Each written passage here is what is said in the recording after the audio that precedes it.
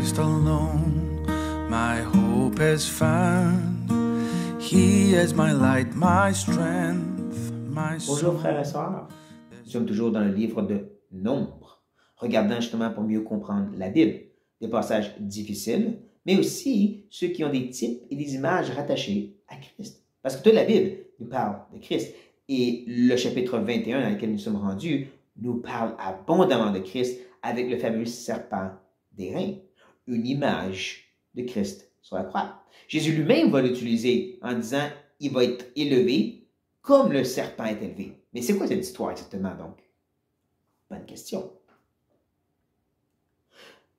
Dans le désert, à maintes et maintes fois, Israël murmure contre Dieu. Et dans un de ces moments-là, Dieu a envoyé des serpents brûlants, ça dit dans certaines traductions. Les serpents très venimeux. Lorsque les gens étaient mordus, ils mouraient assez rapidement. Le peuple s'est repenti, on cherchait que Dieu soit miséricordieux, et Dieu a offert à travers Moïse une façon de régler le problème. Un serpent d'airain. Un serpent mis sur une perche de bois, quand même assez élevé pour que les gens puissent le voir. Et lorsque les gens étaient mordus, par la foi, ils devaient croire, venir et regarder le serpent, et de cette foi, ils étaient guéris. N'est-ce pas rattaché à ce qu'est l'Évangile? Nous sommes ceux qui murmurent contre Dieu, rebelles méritant le jugement de ce poison de la mort qui est en nous. Mais par la foi, nous venons à la croix. Celui qui était haut et élevé devant nous, élevé de la terre lorsqu'il a été crucifié. Par la foi, nous croyons que, mettant notre confiance en lui, nous avons la vie éternelle.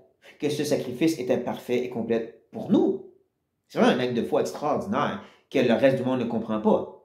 Vous l'avez sûrement vu quand vous prêchez l'Évangile aux gens. Oui, c'est trop facile. Ouais, un gars sur une croix me sauve moi. Ça semble trop facile. Beaucoup des religions qui se basent un peu sur la Bible et un peu sur Jésus, mormons, témoins de Jéhovah, musulmans, ne sont pas capables de comprendre l'idée de la confiance, la foi dans la mort de Christ, c'est ce qui sauve. Non, ça ne marche pas. C'est vraiment un acte de foi extraordinaire. Mais il y a aussi un autre aspect au serpent d'airain que je voudrais mentionner.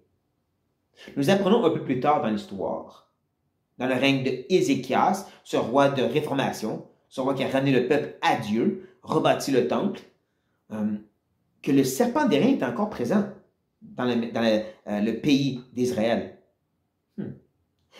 Sauf que les gens l'adoraient comme un dieu. Ils offraient des sacrifices. Ils avaient même donné un nom au serpent d'airain. Et c'est Ézéchias qui l'a détruit. Pensez à ceci. Même dans le règne de David, l'homme de Dieu, le serpent d'airain est encore là. Il y avait quand même des gens qui allaient adorer le serpent. Même dans le temps de Salomon qui a bâti le temple, où est-ce qu'on dit là, c'est ici qu'il faut adorer Dieu, il y a quand même des gens qui allaient au serpent. Mon point, c'est pas parler de Satan ici, non. C'est-à-dire que nous aussi, des fois, on prend la vérité de Jésus, cet merveilleux évangile, et nous le prenons et adorons une version tordue, comme avec Israël. Oui, parce que le serpent d'airain était une bonne chose, c'était pas une mauvaise chose, c'était même pas satanique. C'était une façon d'être guéri, d'être délivré. Mais eux l'ont pris, ils l'ont déformé, puis ils ont fait autre chose avec. Et on fait la même chose des fois avec Jésus et l'Évangile. Un bon exemple, c'est comment les gens ont tendance de nos jours à prendre les évangiles, prendre l'histoire de Jésus, et dire qu'on devrait être comme lui et imiter son ministère.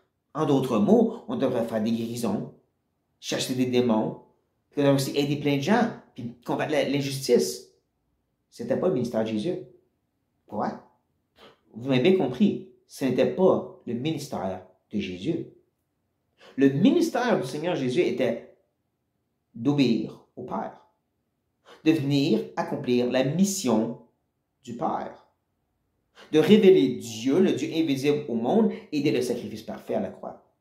Les guérisons, les possessions démoniaques, l'aide qu'il a apportée, c'était pour manifester le Père. C'était des prophéties accomplies pour prouver qu'il était réellement Emmanuel, Dieu avec nous, qu'il était réellement le Messie, l'envoyé de Dieu. Et que donc sa mort sur la croix était réellement la façon par laquelle Dieu avait choisi de sauver son peuple. Ça, c'est le mystère de Jésus. Et personne ne peut et ne doit se délimiter parce qu'il était exclusif à lui. Une fois pour toutes. Ça veut dire qu'on ne devrait pas chercher à aider les autres? Aucunement. Mais ce n'est pas le mystère de Jésus. Si vous voulez, le mystère que Jésus nous donne, ça, c'est de faire des disciples de toutes les nations, les baptisant au nom du Père, du Fils et du Saint-Esprit, leur enseignant toutes choses qu'il nous a données, en d'autres mots, la parole de Dieu, comme il cherche à faire. Ça, c'est le ministère qu'il nous a donné. Mais d'avoir le ministère de Jésus, ça, c'est, je crois, l'équivalent de prendre un serpent d'airain et d'en faire autre chose avec. Non, non. La croix, le ministère de Christ, ce n'est pas répétable. On ne devrait pas le déformer comme ça. Et c'est juste un exemple. Combien de gens parlent de leur Jésus? Mon Jésus ne ferait pas ça. Mon Jésus n'est pas comme ça. Il ne faut pas faire ça, frères et sœurs. Gardons le Jésus et l'Évangile dans sa pureté. Ne soyons pas comme Israël, qui ont tout déformé ce que Dieu avait offert comme salut. Sur ça, frères et sœurs, soyez bénis. On a stone, the solid ground, firm through the fiercest drought and storm.